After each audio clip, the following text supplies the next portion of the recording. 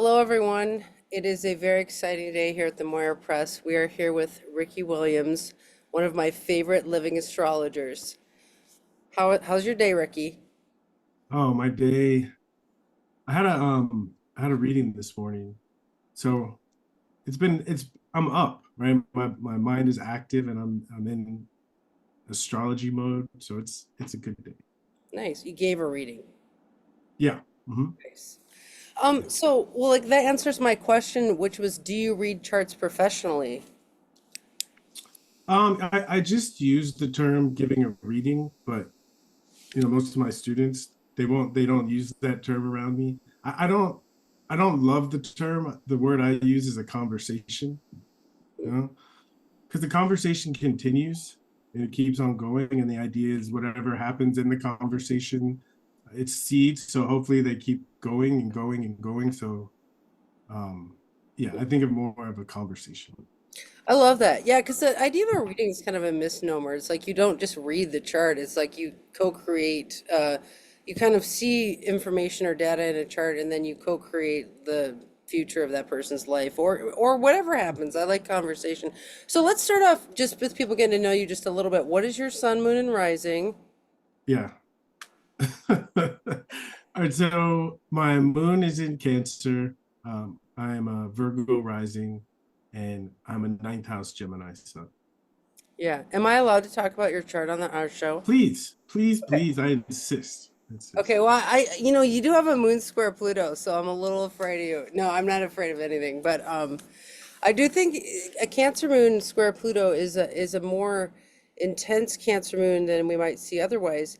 Do you think with your Pluto and Libra, you're a kind of co-creative, like artist emotionally in general?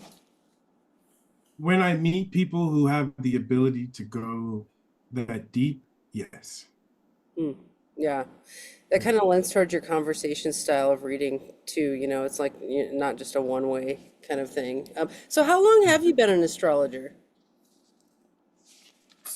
I guess I'll just tell the origin story real quick because I'm not exactly there's different dates, right, that I became an astrologer. I think there's different levels of becoming an astrologer.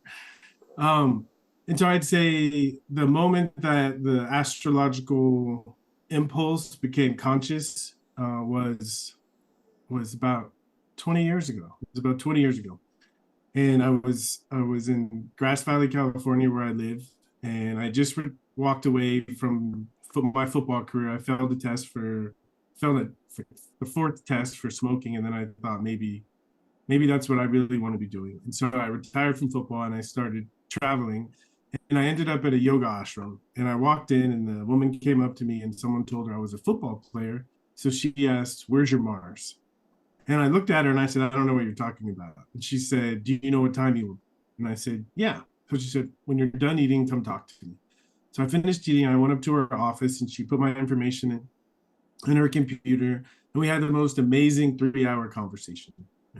And the way I say it is, I felt seen more by this woman who I just met than I had by anyone in my life.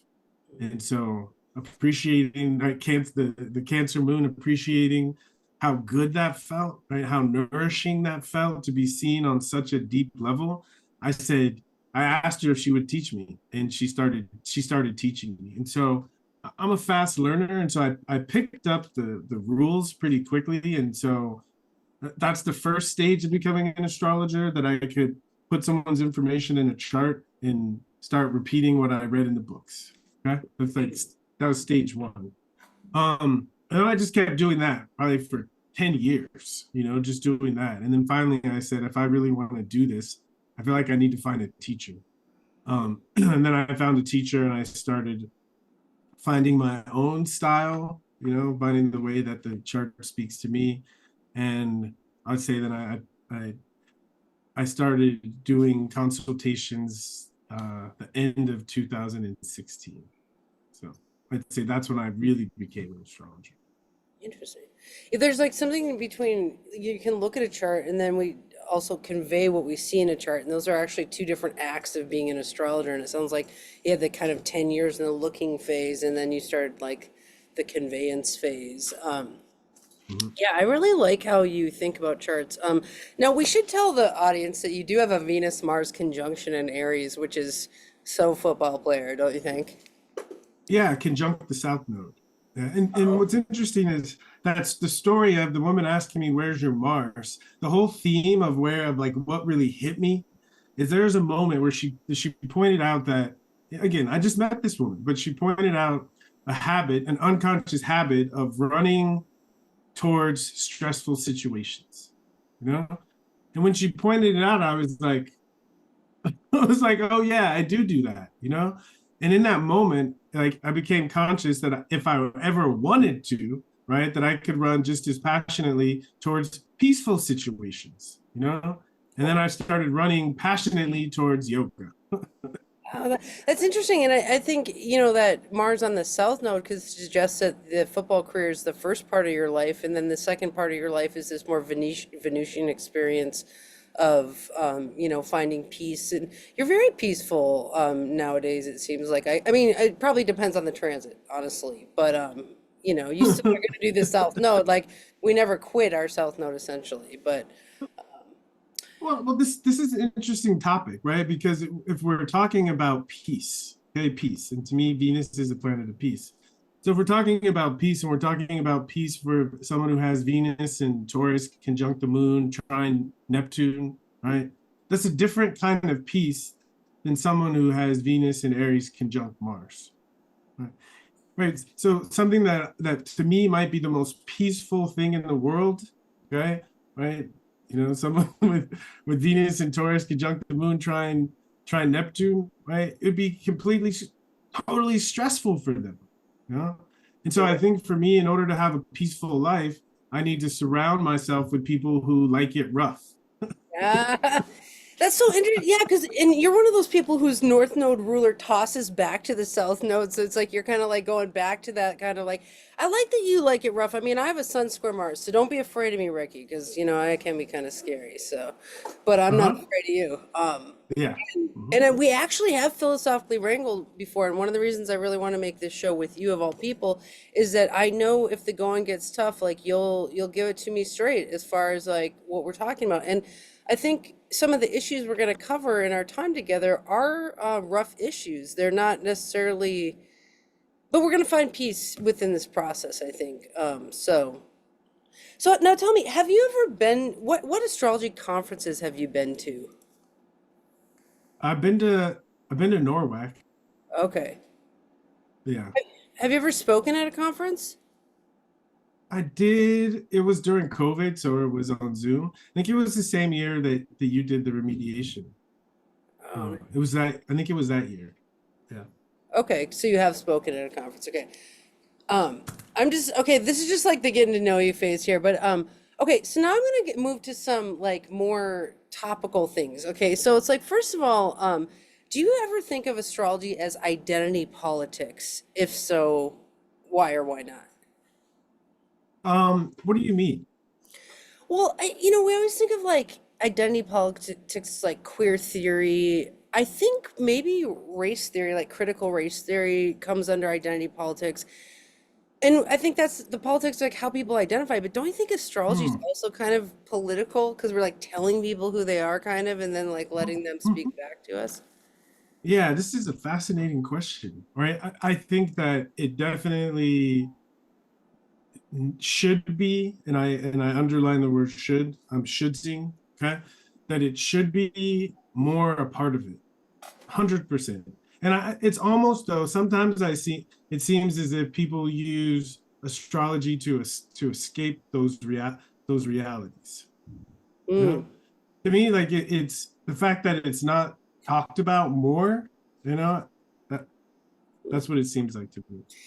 Yeah, I think when you and I cover like intersections of astrology and race theory, right, or other theories, right, it's like I feel like we're actually adding on layers of like identity politics. Like, okay, there's all these politics about what it means to be like an African American person or a black person in the US, and then there's all this politics about what it means to be like a Gemini versus a Leo versus an Aries. And like hopefully what we can do is start overlaying some of these and saying like being an Aries white dude is not the same as being an Aries, you know, I don't know if I can say black dude because you know, see, like it gets political already. I don't know what I can and can't say, right? Like, but you know what I'm saying is like I really want us to look at intersections of like how these things go together. And it's like, let me just ask you flat out, do you think that um like the chart is the same in a white person versus a non-white person? Do you think it expresses the same? Um, of course not. Of course not. But it's a complicated question. And my impulse is to go down, is to go deep and get to like the bottom, right? If we can get to the core components or the core issues of this question, for me, then I feel like, okay, we're cooking. We can do something about it. All right. And so one thing, and this can be a debate, but I think it's important for us to have this conversation early on. All right, is is like my orientation to astrology is very much planet centric. Okay. And so when I hear Aries, okay, I hear Mars energy. Okay. Okay. Like in my imagination, I imagine we go way back in history, right? I imagine people are recognizing behavior in nature occurring during Aries season, right? Before there was an Aries season, right? Were kids born in that time of year, right? And they might say, Mars is strong in that one, right? Or Mars is strong in this time of year, Mm, this idea of planetary rulership over signs. So so for me, right, I 100% agree, right? A black Aries and a white Aries are two different things, okay? But for me, again, going to the core of it, and the core of the sign for me is the planet.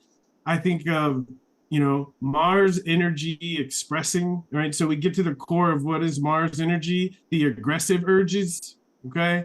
So as a black man, right, I have to be very careful about when and how I get upset or passionate or turned up, And yeah. growing up, I see white guys, right, and they just go off, and I'm like, whoa, right? If Yeah. I did that, Yeah. No kidding, man. right? If I did that, so yes, and so I think the planets are something that are deep inside of us, and they're expressing outward, and they're expressing through race, they're expressing through like family, they're expressing through our conditioning, right? They're expressing through all of those things. And I think if we can get clear on what the planets are, what the function is, what it's trying to express, right, then I think we can be more creative in seeing how the different hats or clothes, right, the different layers we wear, how we can be creative in expressing that way. And so, because of the limitations on how I can express my Mars energy, one place I was allowed to express it was on the football field. You know, and so we have this overlap of a powerful Mars, okay, needing to express. And in our culture, Black people are allowed to be rough on the football field, right? We even pay them a lot of money for it, okay? And so that's the overlap, or one expression of that potential inside of me, right, mapped on this to identity and allowed a reality to show up, a meaningful reality to show up. Well, first of all, I'm not going to fight you on this whole martial energies thing because Mars is definitely at home in Aries, and it's like you're right, it is martialism, right? Like, so it's like, and that is the heart of my question, which was, is the aggressive urge, can it be fairly expressed among different cultures? And I agree with you that absolutely 100% it cannot. Like, if and this is actually scary to me as an astrologer because when we have Mars transits, people get turned up, like they get full of iron, honestly. Like Mars is full of iron, and people, like women, if we look at like the moon seas or whatever, the menses, like they get full of iron and they get PMS, passionate Mars syndrome or whatever, and then they iron dump, and then they get more palatable, right? So it's like, let's say there's like a black man full of iron, and then he's like going out on the street, and you can even just feel it coming off of him, even if he's not yelling or being aggressive. Like people get intimidated by that, and it's like scares me as an astrologer that this is this fair, this like police brutality thing. It's like a guy in a Mars transit might get arrested. You know what I mean? And he's not even doing anything. Well, here's my thing, okay? And again, we can argue, we can debate on this, but one of my things I work on. I call it radical responsibility, you know? And so it's true, right? But the responsibility for my Mars doesn't rest on the cops, right? It doesn't rest on society. Ultimately, it rests on me. And so when I say like I've had to be creative in how to express my Mars, okay? I have 7 kids from 5 different mothers, okay? That's right, not very creative, creative, not creative, but that's life, right? As we all, I think of that show Chopped, where the chefs get a box of like random ingredients and they have to make something that tastes good.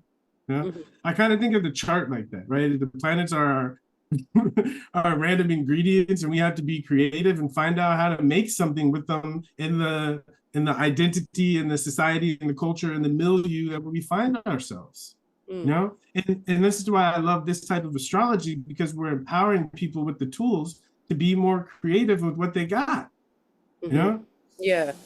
Well, I guess I get nervous that people aren't necessarily taught this younger, and I think and also a lot of men yes, don't know their charts. I mean, not to that's also political to say, but it's like, I have to date men it's and be like, true. real It's men know true. their own transit. Like that's your Mars transit, not mine. Like I'll be like dealing with men in rage or whatever, and it's like I do think that a man who learns his chart, and I'm saying man here because we're talking about like, football players and, like brutal, Hmm. scary men or whatever.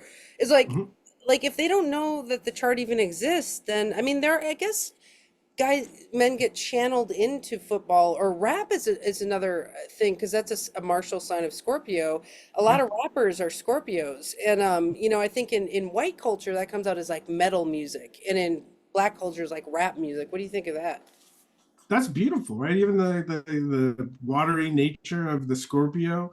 So that's a beautiful point, and that's a great example of creativity, right? Is that there are certain channels that are open to the creative expression of Mars energy. There are certain channels that are closed. Okay, we might Yeah, call those hard aspects. yeah. you know and so again, but learning people's, like men learning their charts, it's my life's work, is to get men passionate about learning their charts, because in football, which is a like totally masculine thing, every Wednesday before, as we start our week, we get a scouting report about who we're playing, and we have a game plan. you know and it's like we would never consider going into a game without a scouting report and a game plan, right? Who are we going up against, and how can we utilize what we got to be successful? And to me, when I talk to men, I say a chart is like, right, it's like the scouting report and the game plan from God. you know and it can make you more effective, right? It can help you become more successful if you have the game plan. Wow. Man, that's deep. That's a super good point. I always think too, I'm like, God gave you the electrical diagram to your car. Like, don't you want it? Like, I'm like, Yeah. So a couple of more things about this, right? So when you first introduced what we were going to talk about, right? And it's coming out in the conversation, right? But part of my identity is as a professional football player.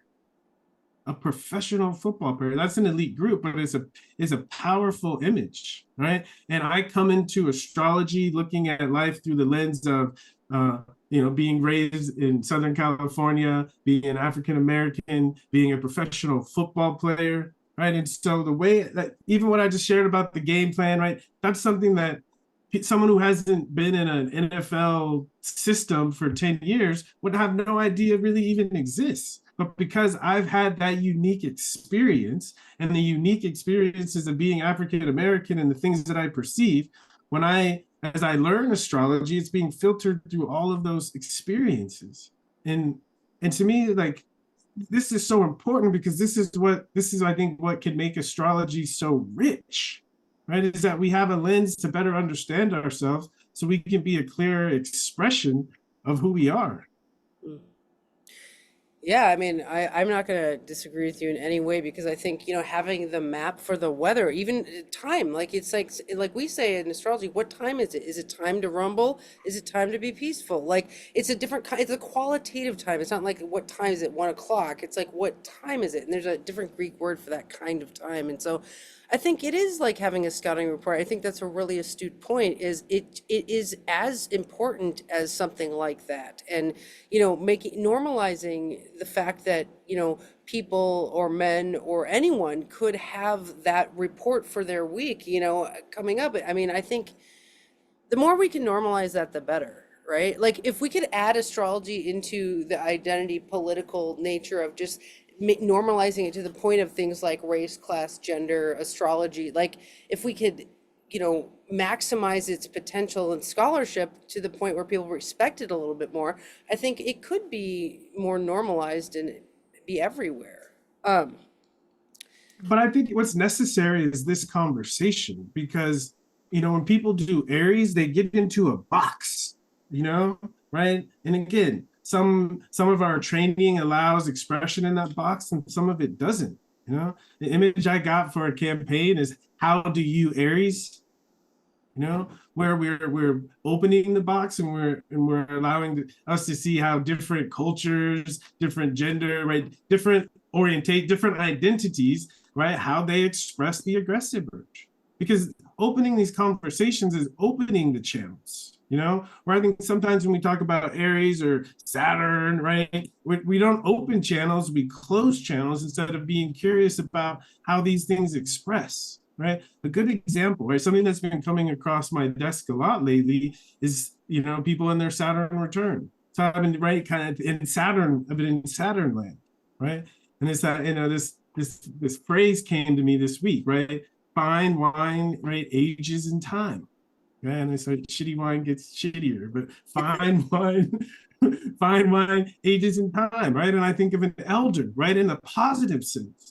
Okay. And I think in my culture, right, when I think of grandma or the elder, right, typically it's a female, right? And it's a grandma. And in my case, right, she was a bishop in the church, right? So this relationship with Saturn, but other cultures have different relationships with the elder, right? It shows up differently in different ways, right? And we can see, right, new identities that have just come in, right? We don't know they're elders yet because they haven't reached. But when they do, we're going to have a new flavor of Saturn. And I think the more freedom we can see in the expression of the energies, right? To me, that's the point. God, I love that point that different cultures have different archetypes for like a good Saturn, like role model. Like a loving grandparent is a great Saturn archetype, right? Like that we can understand. And I love how in different cultures you're saying that that's going to be a different looking archetype. Inuits are going to have their own version of a loving older person, right? Or people living near the equator who climb up trees, and harvest bugs. Like, I mean, just even tribal communities have their own vision of an elder. And if we offered them the old white version of that, that's like, we are not doing our job. I mean, in some ways. That's what we do when we talk about Saturn and most astrologers, when they talk about Saturn, that's exactly what they're doing. Exactly what they're Yeah. doing. Right. Yeah, there's a lot missing in the scholarship. I mean, one of the episodes I love to talk to you about is astrophysiognomy, which is how people look according to their chart. And, the one book that I know of is this astrological body types, and see how white centric it is. Now, Judith did not try to be racist in writing this book. Like she even says in the book, like, this is only one layer of scholarship. I only know a subset of humanity, but it's like, there's a lot that could be added to this conversation. Like, have you ever studied physiognomy, like how people look according to the chart in your culture? It's difficult to. I haven't done a study in my culture, and I think I've been turned off by because most of the text is not related to my culture. So like the mental effort that it would take to start that, is it's just not a priority. But I will say, right, it's fascinating to me and something I've been noticing more and I've been more inclined to start doing is paying closer attention. But again, going to the core of it, to me, when I see that, I think, well, what are the principles underlying this? And if we can tap into the principles, then we can apply it to any area and we can gain greater insight. So I'm starting to notice the motivation to dive into this a little bit more is showing up for me. Yeah. Well, and I actually have done research. Like for example, the way I see it is like there's these like different layers of a growing creature, and this I've gotten from ancient texts. Is like there's the genetic layer, which is the seed of a plant or a creature, and then there's the culture they grow up in, the climate, and then the chart. Well, if we take the genetics of different cultures and we say like genetically you can only have brown eyes, right? Well, then you align the chart on it, and there is coloring added to the aura and the person and the eyes and everything. So like I've done some research with like African American people, and I'm like, okay, you have a lot of Gemini. Like, is there blue? Is there a blue hue in your brown eye? Like, do you like the color blue? Do you wear a lot of blue? And they're like, yes, I do. Like you can have, and I think the chart shows the color of the aura, right? So the aura can sit on any genetic form, and so we could get more blue.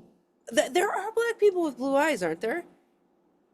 I mean, only because this is where it gets tricky, especially in America, because when we say black or we say white, right? Our training is like 1/16 African American blood and you're black, right? But so it's tricky. Language is tricky, right? So if someone has the genes, right, the alleles for blue eyes, in their because someone in their right, some black person in their past is mated with a white person, then yes, it's possible. Okay, But it's not coming from their blackness; it's coming from the whiteness in their blackness. gotcha, gotcha. I think there could be a brown eye with a bluish hue to it, or like a bluish like.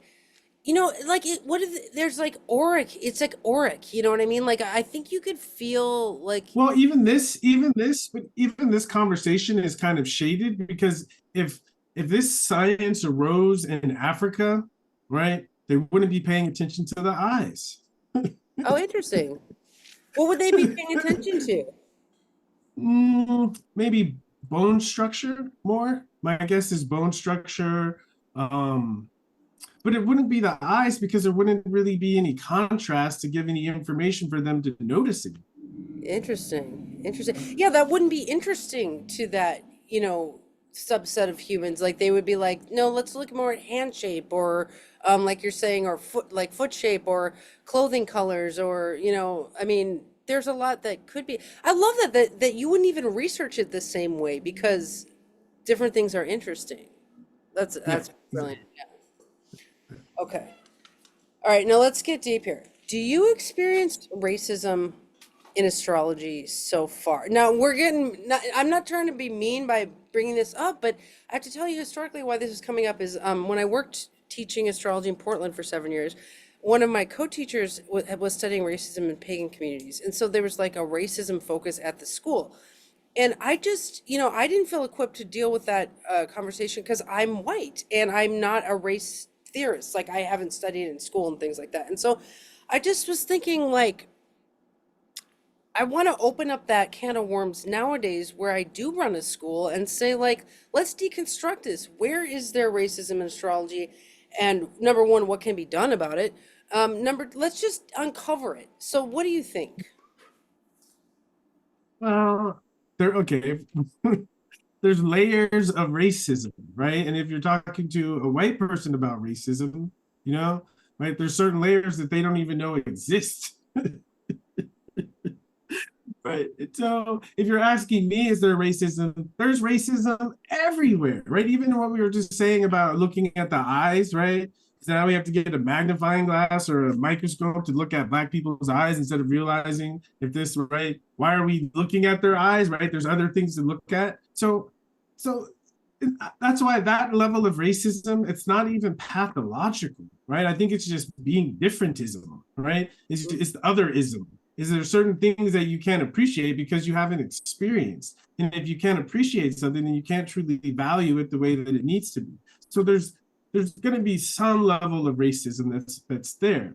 And to me, it's more important is just to be aware of it, just to be curious of it, and to be, because even people that have listened to this conversation so far, right? They're becoming aware of things that they hadn't thought about because they haven't viewed things through the eyes of the other.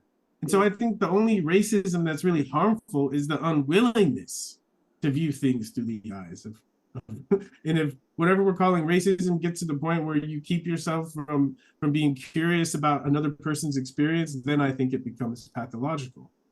Interesting. But I think a lot of people do get scared to talk about it. It's like I'm not scared because you and I have a great composite chart, and I just know that I don't know, like we get along energetically, right? So it's like I'm not scared of you. I'm scared. I'm not even scared of saying the wrong thing because I'm trying. But I do think it can be scary to open up topics like this because they are controversial and in that way can, go a lot of different ways and things like that. So I was thinking about these layers too, like because like from a manifestation, perspective, like if we perseverate on racism, like and we talk about that a lot, we're creating a vision of racism. And in manifestation, you're like making it happen, right? And then I was like, we could manifest a future where like astrology is, I don't know, we can make a manifestation that's like a posi-core version of the future, right? Where we don't include racism in it.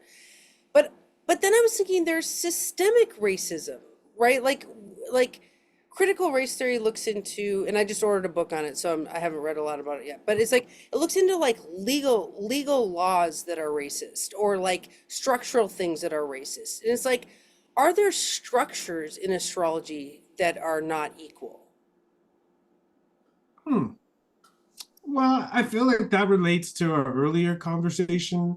So, like an example, okay, and this happens a lot of different ways, okay, but I think of, the sun and the moon, okay, the sun and the moon, the sun and the moon, right? This shows up so many different ways. One of the ways, if we think in our culture in America of being a man, right, that if a white man is more of a solar version of being a man, and a black man is more of a lunar version of being a man, right? Even they say we're soulful, okay, right? So right, and so in our culture, right, it's like if I'm talking to a white male about solar energy, right, in a sense, in America, in a sense, symbolically, it's kind of unbounded.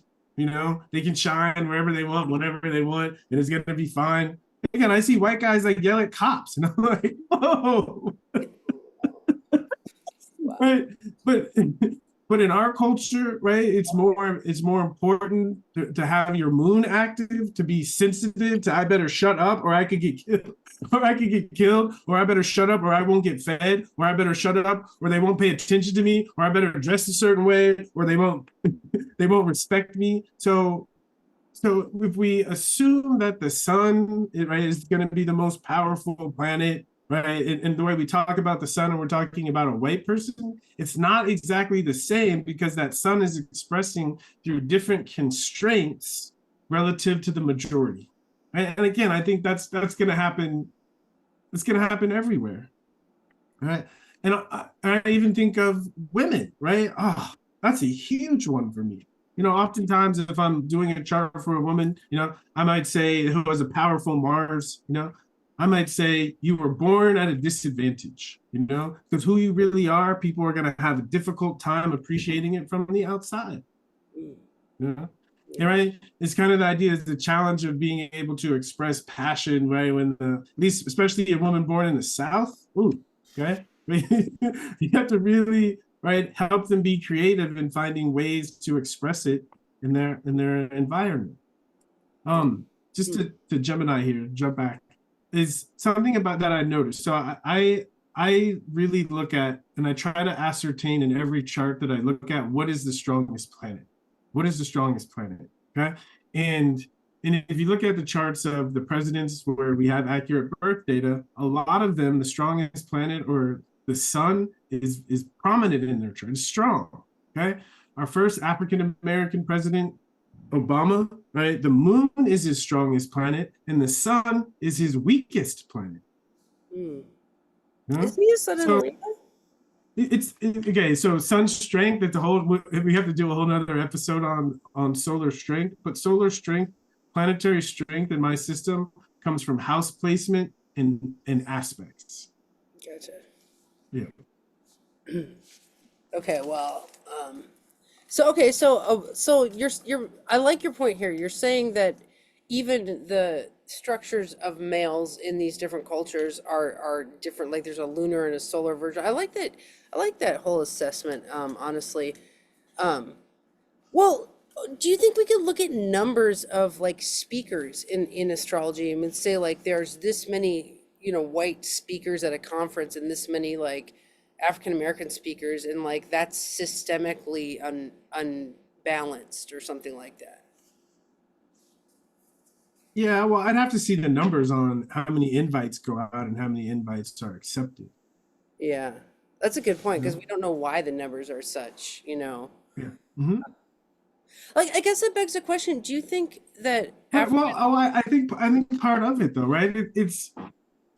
I think of like my group, football players, like football players, and there's not a lot of football players in into astrology, right? So if I had an astrology conference at my football locker room, I I'd probably be the only one there, you know I'd probably be the only one there. So I can appreciate that certain groups of people magnetize towards astrology, and unfortunately the nature of the conversations, right, don't they're kind of limited. But I think of if we open up the nature of the conversations we're having about astrology, not so much dogma of you're in Aries and this means this, but you're in Aries and how is it showing up in your life, then I think astrology, it doesn't pigeonhole us anymore. It actually is a tool to help us appreciate and express our individuality. And then I think it'll be boring, right? No one will tolerate just the old white guys up there, right?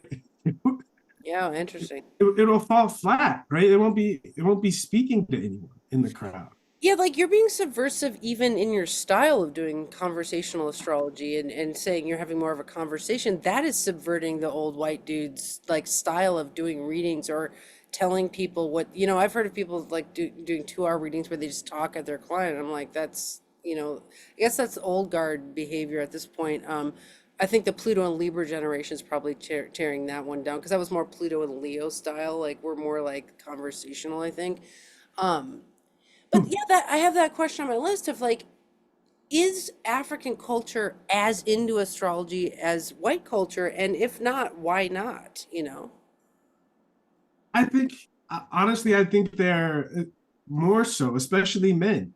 You know, like rarely have I been around a white guy and they're like, "Yeah, I know something about astrology." But many times I've been around black men and we got into a conversation about astrology. Or ethnic men. And you just it's I was doing a panel with Be Real from Cypress Hill, and we started talking, and we're doing a podcast, and he went on for like 10 minutes about being a Gemini and his Capricorn wife. And I was like, whoa. I was like, wow.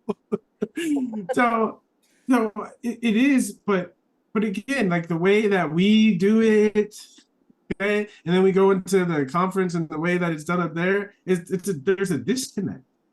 Mm. Yeah, maybe it's the conference style that's too white. You know what I mean? Like maybe like that kind of like maybe it's not soulful enough like how it's being presented or too. That's it. That's exactly. It's not soulful enough. That's a deeper issue, because I think if it becomes more soulful, it really embodies all the things that we're talking about, because it talks to everyone, because it's a facilitator of the expression of the soul through the identities. Yeah, interesting. I wonder if okay, so gosh, I'm so jealous that you got to hear that guy from Cypress Hill talk about his chart. I want to hear this. But so do you work, I mean, as far as your client set, is that coming through football or is that coming through astrology or your ashram or like where do your clients come from? So at first, my clients came from my wife. She was part of a big yoga Heavenly Donuts. community. Sorry. Yeah, she was part of a big yoga community in LA, and so a lot of the people who were part of that group, their Kundalini yogis, would started doing readings with them. And then I did a sports podcast with one of my good friends who has a huge following, and I got like 60 readings, in like in like a month and a half period. Wow. From that. And so from that point on, most of the people that show up are men, right?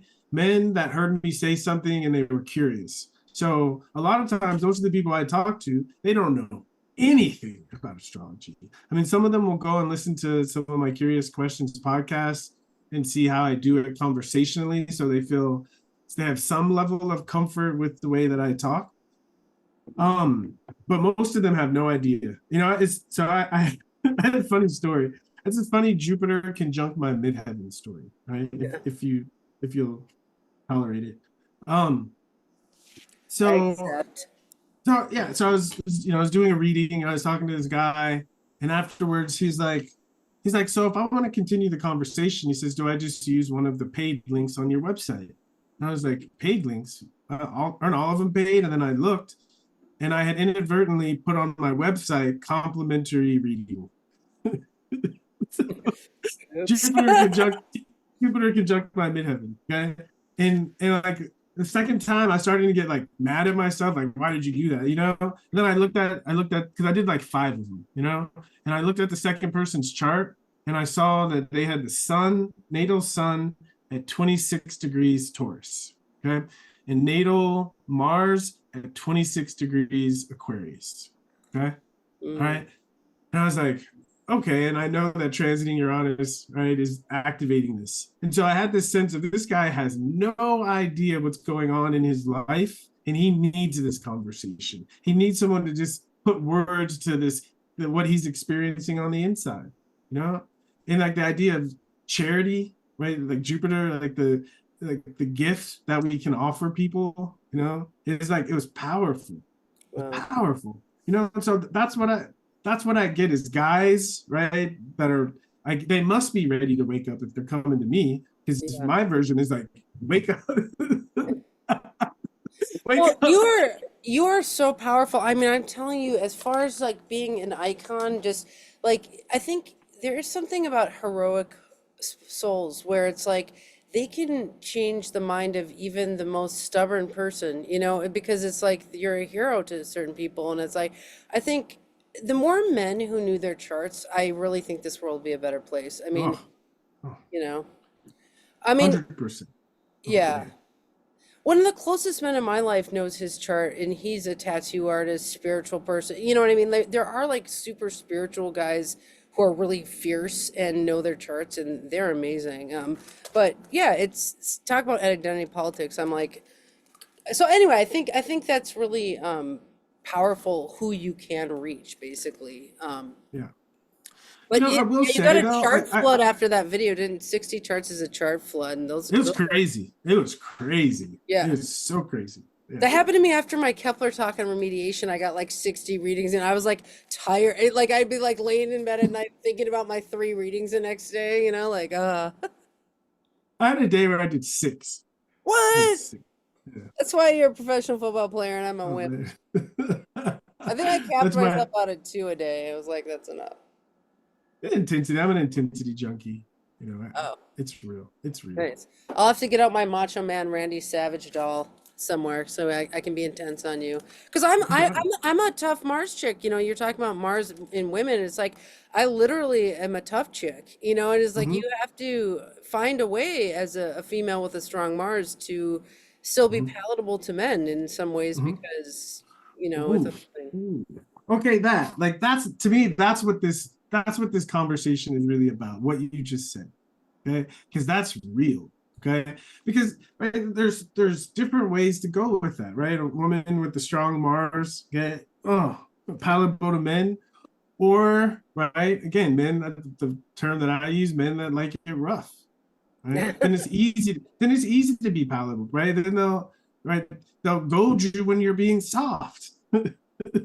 Yeah, interesting. Yeah, that's cool.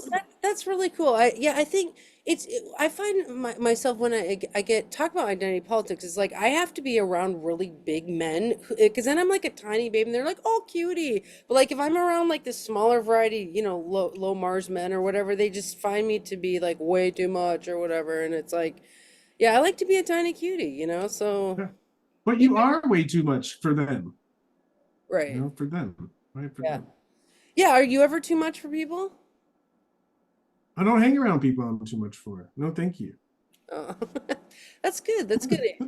I think a part of the astrologer's job is to get people in the right context. It's like if we have a Oh, warrior growing it as a young child and they hit someone in class, we don't say like you're a bad child. We say like, oh, a warrior spirit is growing in this quiet classroom. We're gonna pluck them out of here and move them over to the martial arts gym. Like yes, yes, yes. That's so good. yeah, I think that's the best thing we can do to help people is give them context. Because it's what you were saying, and it's what I learned this from you, right? But realizing that the potentials in the chart, right, they grow out of the environment, right? And I think of if someone is going through it's like the planets are like magnets, right? Someone's Mars is active, it's pulling all of the Mars stuff it can from the environment, okay? And if there's guns and knives in the environment, that's what it's going to pull. If there's footballs and baseballs, and right, that's what it's going to pull, right? oh And my God, that's brilliant. That is so interesting. yeah, I was thinking about this because I do like a chart reading practicum where I just put a chart up and we talk about it. And we were looking at Rachel Ray's chart, and she's got like 7 planets in Virgo in the first house, And I was talking about like when I look at the chart, the first question that comes to my mind is like, right, how is this being expressed, right? Those energies are showing up. How is it being expressed, And one of the people pointed out that this could be the chart of a musician, And I imagine if she was born in a family of musicians, right, that's how it would have manifested. But she was born to a Sicilian mom, so right, the kitchen was, and that's one place, right, where Virgo has free reign. Mm, Right, you can always get better, or you can always tweak different things. mm. Oh, so the environment is so important, and I think one thing I say to people, right, a birth chart hopefully cannot describe an adult. It's the moment of birth, and since we were born, right, stuff has happened to us, right? Or even we can think of the potentials trying to express through certain environments, right, are going to shape and grow and shrink, right? Some of the potentials we see in the natal chart. So the one piece of information that we have to always be aware of is the environment, right? That's my way of saying what you taught me. Yeah, well, no, I mean, this is one of the things that we can really talk a lot about in our show if we want, is this interaction and dance between chart and context, chart and culture, chart and climate, because part of our job, the ancient teleologists who were that's a philosophy underlying astrology, is like they would always look at people like plants and they would be like, if you put a lettuce plant in the hot summer sun, it wilts, right? If you put a hot cayenne pepper plant in the shade, it doesn't get spicy enough, right? So it's like the weather conditions literally dictate like how this plant grows, right? So I think a lot of our job as the astrologers to make sure that the person's growing into what they're trying to grow. Like if you have a cayenne pepper chart, like a Mars and Aries chart, and you're a spicy pineapple or whatever, we want you to have some like spicy air around you, like the footballs, like you're saying, or like maybe we don't want to put guns in the environment because that's going to grow a really Exactly. dangerous plant. Exactly. But I There think you you and go. I can talk a lot about that cultural layer and the chart and like how can we heal and help in that case of like tailoring that cultural layer a little bit. Yeah. Yeah. It's one quick thing. My teacher, he's a Capricorn and he has moon in Aries and he lives in the middle of the desert, and it's like Well, it's like perfect for him, perfect, perfect. So, but yeah. So,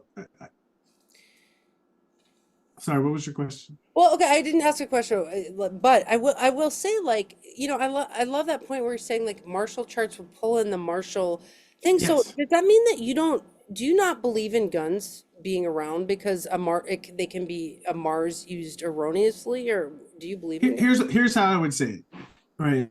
If you have a bad attitude, if you have a discordant, if your Mars is afflicted and you have a bad attitude about guns, stay away from them. Okay. Yeah. But right, if someone has a harmonious Mars and or a positive relationship with it, it's safer, right? Because one of the things that because we can say the planets are magnets, but I think also the aspects are magnets, meaning, right, someone has a difficult Mercury, a square in their chart, they're going to magnetize people who might lack the intelligence to appreciate what they're saying, right? It No. will magnet, right? You're the person that you open your mouth to will tend to be the one that has the least ability to understand what you're saying, right? Or someone who has more harmonious Mercury aspects, the person that they tend to gravitate to or magnetize to them is someone who's on the same page and it's easy for them to understand, have heard this idea before. So, and I'm telling you, I learned this because I was going through a hard Mars activation, and I was telling myself, I'm going to go downstairs, and no matter what my wife says, I am not going to get upset, you know. And I walked downstairs, and I swear, there's like one thing she could have brought up that would make me upset, and she brought it up, And of course, I got upset. And then I was like, okay, I was like, we can't avoid this stuff, right? That we are going, right? The planets are going to magnetize these experiences to us. How are we going to meet them? How are we going to handle them? Mhm. Yeah, I've been fighting with somebody I know who has a hard Mars and like wants to have a gun around, and I'm like, I don't trust the transits to that Mars. Like it's like if Yes. and it's like what you're saying is like you might grab for that gun on a Mars when you should be grabbing for your chef's knife. Like let's not give ourselves like that kind of martial tool, especially if we have a hard Mars. So like I really like that point. Now, okay, well we have 4 minutes. Let's just okay, let's make sure we can call out any racisms that we do. I think there are a few racisms in astrology that I've noticed. One is the lack of astrophysiognomy research. No one's doing that on purpose, but I think that is it's a problem. I don't know if it's a racism, but like the word racism, like what even is that? It comes from the ending ism comes from a Greek ending idzdo, which is to make a thing become all about a thing. So like, and then it's like ism is like the object of that. So like racism is like something that's all about race or whatever. Like, but then sometimes we could say things are racist if they're lacking in racial like substructure. Like I feel like physiognomy is lacking in race, and in that way, it's racist. I don't know. Well, I feel like we're in the process of outgrowing racism. I, Ooh, nice. I feel I feel like maybe that's more of a Pisces thing, but it doesn't make sense in the Aquarian age. This doesn't make sense, Wait, what? That's so cool that you say that because I was thinking with the Pluto and Capricorn the last time it's backed up and it's trine Uranus and Taurus and they're both sextile Neptune and Pisces and I'm like maybe this is like the rebuild from that freaking Pluto and Capricorn with Saturn there like Black Lives Matter and everything that was like all there and now we're like doing this beautiful rebuild right now. So maybe you and I are like in the throes of a rebuild. Of course we are, right? Anything that you and I feel called to do, it must be part of some kind of rebuild. Oh, nice. Yeah. Yeah, we have our Saturn squaring our Neptunes right now. I feel like we're gonna clear out a lot of like dystopian shit. Like, We sure do. yeah. We sure Like, do. let's work on that together because I really want our Neptune and Sag generation to just like rock multiculturalism. Like, right? Like, don't you think that could be like an idealism that we do? Hell yeah. That's our mission. That's the point of our idealism. Yeah, that's awesome. Okay, so with this last few minutes, can you tell us about your classes that you teach? Yeah, so I do Tuesday, Wednesday, Thursday, Friday, and again, they're conversational. And on Tuesdays, I call it a chart reading practice. And again, I'll put up a chart and we'll just talk. Right? First question I usually ask is, "What's the first thing you notice?" You know?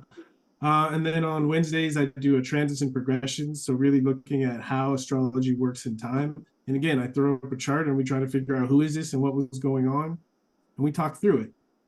Thursdays, I call it beginners because we just talk about what is astrology, right? They're more philosophical conversations that are open to anyone to just talk about what it is we're doing. And then on Fridays, Venus Day, I do relationships. So we look at everything astrology and relationships. Beautiful. So what time are your classes? Are they open to the Uh, public? They're open to everyone. Yeah. Anyone can go on my website. It's rickywilliams.life. Okay. And in the schedule page, they'll see all the times and uh, classes and stuff. Yeah. Awesome. Well, thank you so much, Ricky. Will you meet me again? Oh, of course. I can't wait till next time. Okay, great. So next week? Yeah, let's do All right. Well, this is how far we got through our list. So we're it. ready We for got work to do. Yeah. All right, thank you so much, Ricky. I'm so grateful for you. Yeah. What's cool is like you pointed out the Saturn Neptune, and my Neptune is in the third house. So like concretizing my voice. So this is cool. Thank you for this opportunity. Oh yeah, we're gonna move a mountain here. All right, Yeah. I'll talk to you next Wednesday. All right. All right, bye. Bye.